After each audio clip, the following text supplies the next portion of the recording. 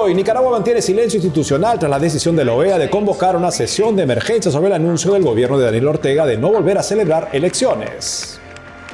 Un expreso político nicaragüense analiza la iniciativa de la OEA para reunir a los cancilleres ante el anuncio de Daniel Ortega de poner fin a las elecciones.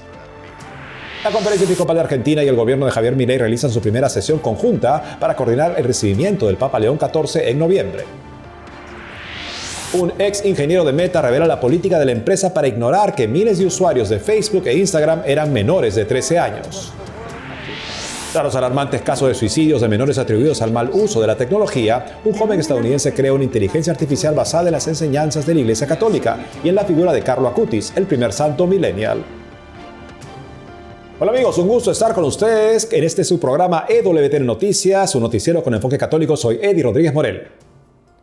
En el día de San Bernardo empezamos las noticias en Nicaragua, donde el régimen dictatorial de Daniel Ortega mantiene un silencio institucional ante la reciente decisión del Consejo Permanente de la Organización de los Estados Americanos de convocar a los ministros de Relaciones Exteriores del hemisferio a una sesión de emergencia sobre Nicaragua. Esta iniciativa fue aprobada este miércoles después de que el presidente Daniel Ortega prometiera poner fin a las elecciones y en medio de la persistente preocupación por las presiones del gobierno contra la Iglesia Católica. La votación fue de 29 votos a favor. Brasil fue el único país que se opuso a la medida y México se abstuvo. Haití y Venezuela estuvieron ausentes. Estados Unidos pide que la reunión se lleve a cabo antes del 1 de septiembre, fecha en la que el régimen de Ortega prevé formalizar sus reformas políticas más recientes, incluida la suspensión de futuras elecciones. Cabe recordar que Nicaragua se retiró de la OEA en noviembre de 2023. Escuchemos un pasaje del debate entre los embajadores ante el Foro Político Regional. México ha votado en abstención, ya que considera que la situación interna de Nicaragua no constituye una amenaza a la paz o a la seguridad hemisférica. Una caracterización en ese sentido podría abrir espacios para plantear acciones que excedan las facultades de esta organización al abordar asuntos internos de un estadio que ya no forma parte de la OEA y que podrían resultar incompatibles con los principios de respeto a la soberanía, autodeterminación de los pueblos, no intervención y solución pacífica de las controversias, consagrados en la Carta de la OEA, en la Carta de las Naciones Unidas y en la Convención Americana sobre los Derechos Humanos. Es un tema muy delicado y todos los exiliados nicaragüenses que nos acompañan, todos aquellos que han perdido su nacionalidad por el autoritarismo del gobierno nicaragüense, todos aquellos que están mirando por diferentes mecanismos visuales, virtuales, toda esta situación, están mirando qué va a hacer la OEA y qué va a hacer cada uno de los países en términos de solidaridad con aquellos nicaragüenses que están sufriendo la represión y que le están diciendo que nunca más van a tener democracia. Y para saber lo que está en juego con la convocatoria a la sesión de emergencia de los cancilleres de la OEA en torno a Nicaragua, estamos con Félix Madariaga, expreso político y ex candidato presidencial de Nicaragua, además líder de la Fundación para la Libertad de este país. Nos habla desde Miami. Señor Madariaga, bienvenido al programa. Muchas gracias por la invitación. Ayúdenos, por favor, señor Madariaga, a entender la importancia de esta convocatoria. Es una convocatoria de extraordinaria relevancia histórica y solamente para ponerlo en perspectiva, la última vez que la Organización de Estados Americanos a través del Consejo Permanente recurrió al mecanismo extraordinario de convocar a los cancilleres fue en el año 2010, cuando existió una desafortunada disputa territorial con nuestro hermano país vecino Costa Rica. Eso fue en 2010.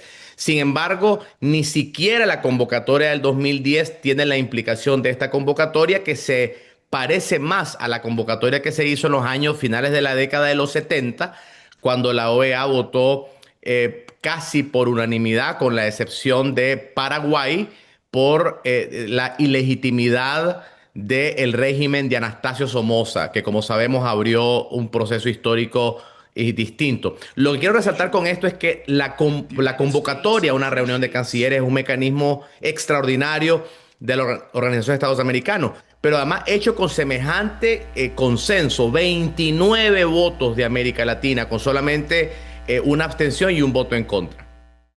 ¿Qué nos dice, señor Madariaga? Porque estamos hablando justamente de que la OEA existe para promover la democracia, salvaguardar la democracia, es uno de sus valores, uno de los valores de los países miembros. ¿Qué podemos pensar de que Brasil, por ejemplo, haya votado en contra de esta convocatoria para conversar este tema preocupante? ¿Cómo uno se pregunta, alguien que llega al poder democráticamente podría luego no estar a favor de que se haga un tipo de revisión en un caso donde se anuncia que se va a poner fin a la democracia. Es desafortunada la posición de Brasil, también es desafortunada la posición de México. Yo tengo pleno respeto a la soberanía y la autonomía de los gobiernos del hemisferio. Ellos tendrán sus razones por las cuales votaron de esa manera, pero frente a un régimen que ha expulsado a más del 15% de la población, que solamente en el 2018 asesinó de manera extrajudicial a más de 350 personas, documentada por una de las delegaciones más amplias de Naciones Unidas, el grupo de expertos de Naciones Unidas que ha documentado los asesinatos extrajudiciales. Más de 2.200 nicaragüenses hemos pasado por las cárceles oprobiosas del sandinismo en Nicaragua. Pero además de eso, Ortega anuncia que ya no habrá elecciones en Nicaragua del todo. Es decir, la OEA, si no responde a una crisis como esta, se sumará a una tendencia cada vez más fuerte, y debo decirlo con mucha pena, de descalificación de las capacidades reales de este organismo hemisférico para atender las crisis. Recordemos que hay una tendencia muy fuerte de desconocer la capacidad de la OEA de resolver conflictos, precisamente porque la OEA ha guardado silencio en otros momentos. Sin embargo, recordemos en el Perú, cuando se dio un fraude electoral, la OEA jugó un papel importante. Recuerdo en años en los cuales la OEA consideró de que la exclusión del señor Toledo era incorrecta. De igual forma surgió con la expulsión de Honduras del presidente Zelaya también. O sea, han habido momentos en que la OEA ha brillado por una fuerte presencia y hay momentos en que la OEA ha carecido de voz. Esta reunión de cancilleres va a determinar si tenemos una OEA ausente o una OEA que realmente quiere ser una voz multilateral por la democracia. Estaremos muy atentos a ese resultado. También aclaramos que Brasil votó en contra y México se abstuvo de votar, lo cual, como usted dice, crea pues una sensación de perplejidad para los observadores que valoran la razón de ser de la OEA y de los países miembros, que es la democracia, como un valor fundamental. Señor Félix Madariaga, muchas gracias por haber estado con nosotros el día de hoy. Muy amable, gracias. Por otro lado, faltan 80 días para la llegada del Papa León XIV a Argentina, programado oficialmente para el 8 de noviembre. El Santo Padre permanecerá en el país durante 3 días en el contexto de su gira por Sudamérica. Nuestro corresponsal Matías Boca nos cuenta lo último sobre las coordinaciones al más alto nivel para recibir al Sumo Pontífice. La Casa Rosada fue la sede de la primera reunión oficial preparatoria para la organización de la visita del Papa León XIV a la República Argentina, que se concretará del 8 al 11 de noviembre. El encuentro fue coordinado por la secretaria general de la Presidencia, Karina Milei, quien estuvo acompañada por el canciller Pablo Quirno, las ministras Sandra Petovelo y Alejandra Monteoliva. En representación de la Iglesia, la delegación estuvo encabezada por el nuncio apostólico, el arzobispo Michael Wallach, y el arzobispo de Buenos Aires, Monseñor Jorge Ignacio García Cuerva. Acompañaron los obispos auxiliares Pedro Canabó e Iván Dornelles y los miembros de la Comisión Nacional para la Preparación de la Visita. Fue una reunión de articulación donde nos pusimos de acuerdo en cuestiones referidas a la seguridad, a la comunicación, a todo lo que hay que preparar para la venida del Papa, preparando también la recepción de una comitiva que viene de Roma a inspeccionar de una manera definitiva los lugares en donde pueden llegar a ser los eventos que realiza el Santo Padre. Sabemos que hay distintos niveles de responsabilidad que cada uno tiene que asumir. El presbítero también se refirió a la colecta nacional convocada por la Conferencia Episcopal Argentina, que se llevará a cabo en todos los templos del país los días 22 y 23 de agosto para ofrecerle lo mejor al pontífice durante su estadía. ¿En qué consiste esta colecta? Es específica para un fin. ¿Cuál es ese fin? Sostener económicamente la venida del Santo Padre, poder disponer de dinero para poder recibirlo de la mejor manera como se merece al Papa en la Argentina, en todas las celebraciones, las misas y las colectas que se hagan el fin de semana. Este va a ser el fin en toda la Argentina y después, por supuesto, la Iglesia Argentina va a transparentar y compartir cuáles son los gastos que tiene hoy la visita del Papa y que seguramente lo que queremos decir con mucha fuerza es que cada uno con su aporte hace posible esta visita. Todo va a estar destinado a poder solventar los gastos que tenemos en organización, infraestructura, traslados, comunicación, todo lo que significa preparar la venida de un papa a un país.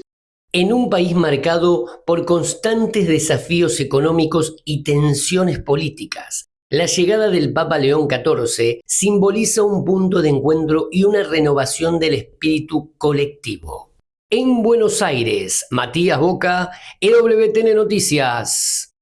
De Argentina al Vaticano. Entre los asuntos destacados del día está el encuentro que ahora ven. León XIV se reunió con el presidente de Líbano, país que visitó el año pasado en el que fue su primer viaje internacional. En la reunión abordaron la situación en Oriente Próximo y especialmente el acuerdo de seguridad firmado en junio entre Estados Unidos, Israel y Líbano para estabilizar la frontera sur libanesa y evitar mayor derramamiento de sangre. La Santa Sede señala que valora positivamente el acuerdo, pero advierte de las dificultades para aplicarlo.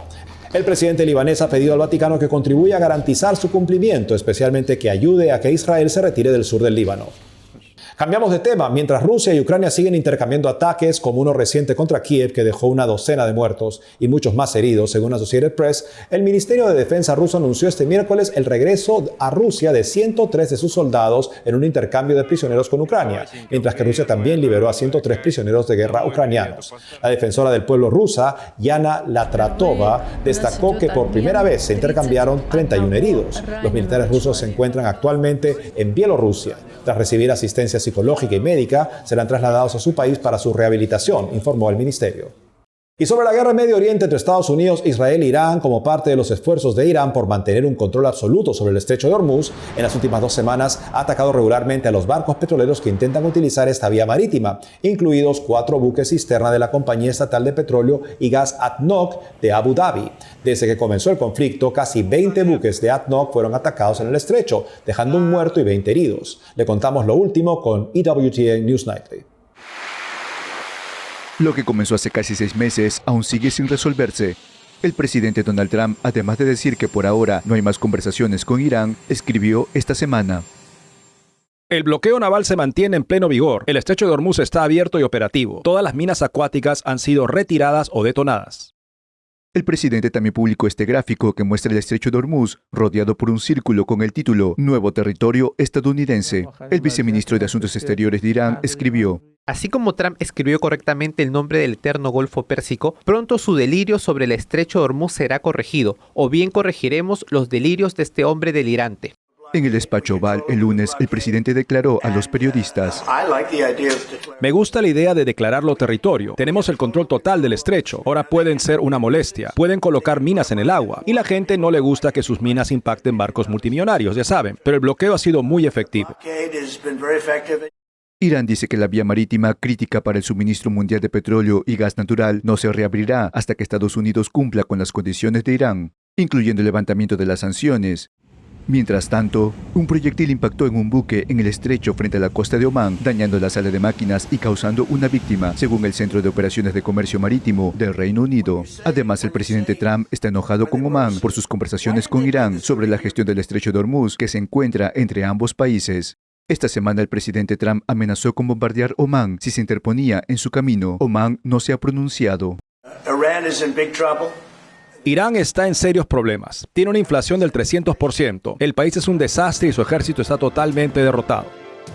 Hacemos una pausa y al volver, tras los casos de menores que se han suicidado supuestamente por el mal uso de la tecnología, un joven estadounidense crea una inteligencia artificial inspirada en las enseñanzas de la iglesia y en Carlo Acutis, el santo millennial. Además, conocemos la historia de un matrimonio español que perseveró unido por más de 50 años y ahora va camino a la canonización. Regresamos con más noticias con Enfoque Católico.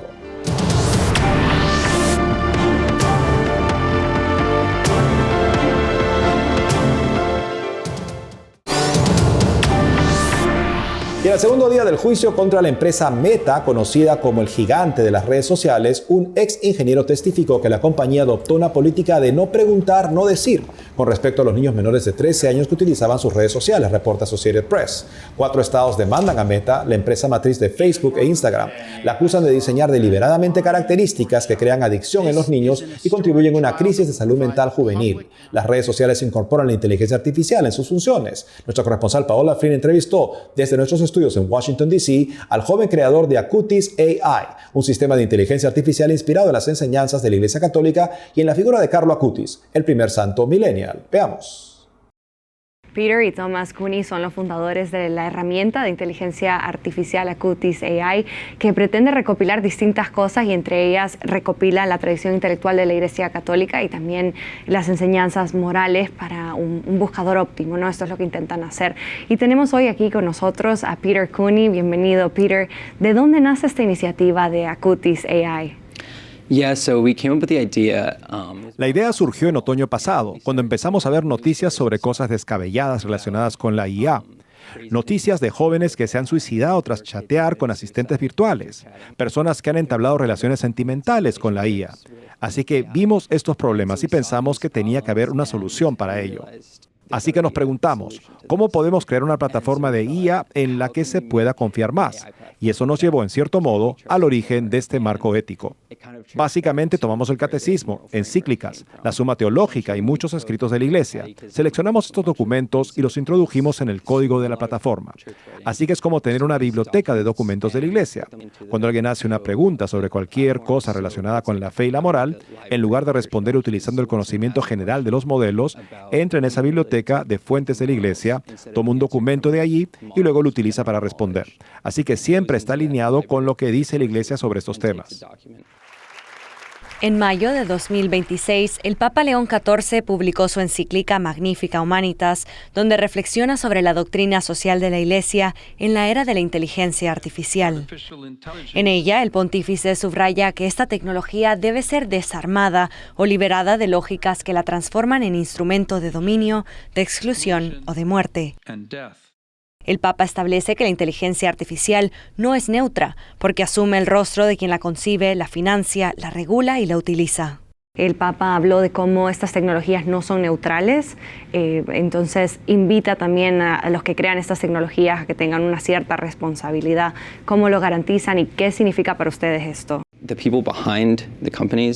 Las personas que están detrás de las empresas dueñas de las plataformas de inteligencia artificial tienen un papel importantísimo en la forma en que ésta responde. Si observamos todas las tecnologías del pasado como una herramienta, incluso algo tan sencillo como un martillo, la forma en que se utiliza un martillo está completamente bajo el control de la persona que lo usa. Mientras que con la inteligencia artificial, si le haces una pregunta, la respuesta se basa en las personas que la construyeron. Por lo tanto, las personas que la construyeron tienen una influencia mucho mayor sobre la tecnología en sí que en el pasado. Y por eso creo que es sumamente importante ver de dónde provienen esos valores. No son tecnologías neutrales, y la forma en que están construidas ayudará a las personas a crecer o lo contrario. En los últimos años se han documentado casos de suicidio en adolescentes vinculados a compañeros de inteligencia artificial, con los que desarrollan una dependencia emocional. Este fue el caso de Sewell Setzer, un adolescente de 14 años. Su madre demandó a la plataforma Character AI y en noviembre de 2025 compartió sus reflexiones sobre esta tragedia con EWTN, hablando de la dificultad de los padres para controlar estas plataformas. Peter Cooney explicó qué está haciendo Acutis AI para prevenir estos casos de dependencia. Lo configuramos para que los padres puedan recibir notificaciones cuando los niños empiecen a preguntar sobre esos temas delicados. Así un padre puede ver de inmediato, mi hijo está preguntando sobre esto, debería ir a hablar con él y ver qué está pasando. Así que lo más importante es la transparencia. Pero también en cuanto a la forma en que responde el modelo, intentamos que sea muy objetivo y que no sea excesivamente afirmativo ni dé demasiada validación. ¿Cómo se garantiza que las personas no piensen que esta es la única respuesta que podrían tener o la respuesta definitiva a sus preguntas tan importantes? Eso es algo que tenemos en la aplicación. Debajo del chat dice algo así: esto es inteligencia artificial, esto es tecnología. Para preguntas importantes, habla con un familiar, un sacerdote o un director espiritual. Porque creo que eso es realmente importante.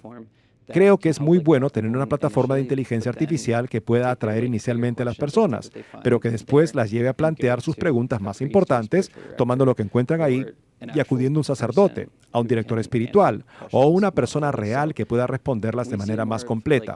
Así que lo vemos más como una puerta de entrada, especialmente para las personas que están buscando y tienen preguntas sobre la fe. Esperamos que muchos no creyentes lo utilicen para hacer preguntas sobre la fe. Tras su lanzamiento en 2026, Acutis AI cuenta con más de 6.000 usuarios repartidos entre Estados Unidos, Australia y Filipinas. Detrás de su diseño y programación se encuentran los hermanos Cooney, con ayuda de algunos amigos, de un investigador en Trinity College Dublin y el asesoramiento del padre Jerónimo Espinosa, capellán de la Universidad de Dallas. En Washington, D.C., Paola Flynn, EWTN Noticias. Por otro lado, aún queda mucho trabajo por delante, pero la Iglesia podría canonizar a esta pareja fallecida en los años 90. De ser así, se convertirían en uno de los matrimonios santos más cercanos en el tiempo a los católicos de hoy. Se trata de Tomás Alvira y Paquita Domínguez. Ambos pertenecían al Opus Dei y esta es su historia. Tomás Alvira y Paquita Domínguez no se casaron en un momento fácil. Era 1939, la Guerra Civil Española había terminado. Por las calles aún se respiraba olor a pólvora y sangre fresca, pero su relación prosperó y duró nada menos que 53 años. Él falleció en 1992, ella en el 94. Uno puede pensar que si duró más de 50 años quiere decir que fue una vida fácil, un paseo de rosas, pero no fue así. No faltaron dificultades. Por ejemplo, no pudieron, lógicamente, hacer la luna de miel porque se casaron poco después de la guerra. Y además, su primer hijo, José María, falleció a los 5 años. Aunque sus otros hijos no recuerdan que en su casa se respirara tristeza por las desgracias familiares o las estrecheces económicas. Más bien, se percibía mucho cariño. Cada año en el aniversario de su matrimonio, Tomás regalaba a su mujer un ramo de flores con estas notas de amor. Por ejemplo, aunque parece imposible, todavía con más ilusión. Otra, con un amor que siempre se cree el más grande, pero que siempre crece. Nosotros fuimos, pienso verdaderamente, espectadores de su amor matrimonial que fue creciendo. Un amor que se fue tejiendo decisión tras decisión, desde no discutir delante de los hijos hasta esperarles siempre en casa cuando volvieran de clase para que se sintieran acompañados, o hablarse siempre con respeto. Esto fue lo que dijo una mujer joven que conoció a la pareja cuando eran ancianos. La delicadeza con la que se hablaban uno a otro. Y de Tomás Alvira decía esto. La delicadeza, ternura y exquisito trato que empleaba cuando miraba, se dirigía o refería a su mujer, denotaban un intenso amor hacia ella que no parecía haber menguado en absoluto después de una vida. En ese momento, y esto es muy interesante, en este momento entendí con toda claridad que su vocación al matrimonio consistió en enamorarse cada día más de su mujer y no lo he olvidado nunca. Luego estuvieron las grandes decisiones, como la de tener muchos hijos, en total 9, y que Paquita dejara el empleo para cuidar de ellos mientras Tomás aumentaba la carga y las horas de trabajo. Ciertamente se ocupaba de la familia. Se ocupó de la familia, pero hizo muchas amistades, muchas amigas. Era muy apostólica e iba a visitarlas. También ayudaba a los vecinos. No era una mujer que se quedara encerrada en casa. Otro detalle que nos marcó mucho, cuando por ejemplo mi madre no estaba presente, mi padre nos contaba todas las maravillas de la madre que teníamos. Y lo mismo hacía mi madre cuando mi padre no estaba. Lo que está claro es que en esta pareja la fe se convirtió en un punto central de su relación. Incluso antes de casarse, el marido había conocido a San José María Escrivá, que le había hablado del ideal de una vocación al matrimonio, una idea que en aquel momento, estamos en los años 30, era algo raro, poco común. Tomás y Paquita se casaron en 1939 y permanecieron juntos hasta el final, tanto en la tierra como ahora en el cielo. En Roma, Javier Romero, EWTN Noticias. Eso es todo, amigos. Gracias por haber estado con nosotros. Saben que pueden seguirnos en las redes sociales, también de lunes a viernes a las 12 del mediodía, hora de Miami, en Radio Católica Mundial y su programa Más que Noticias, con un servidor. Hasta entonces.